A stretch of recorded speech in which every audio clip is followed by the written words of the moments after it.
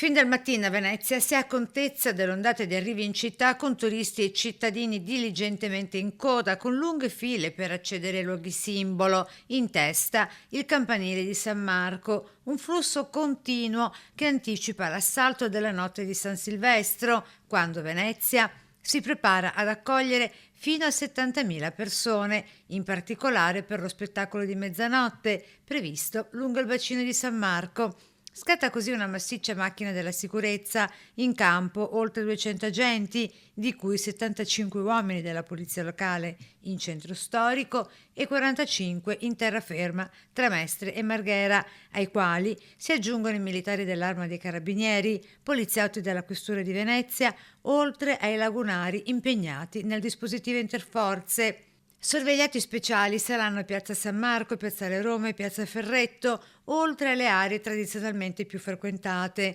come le stazioni ferroviarie e i luoghi di maggiore aggregazione. Per garantire l'ordine pubblico e la sicurezza dei partecipanti è stato disposto, come da ordinanza, in particolare il divieto di utilizzo del vetro e di spray urticanti nelle zone interessate dagli eventi, riflettori puntati anche sul concerto alla Fenice. L'insegna di applausi ma anche polemiche, questo continua a tenere banco nel mondo della cultura veneziana e non soltanto. Un piano e un programma straordinario dunque pensato per consentire a cittadini e turisti di festeggiare l'arrivo del nuovo anno in sicurezza senza rinunciare alla magia della notte veneziana.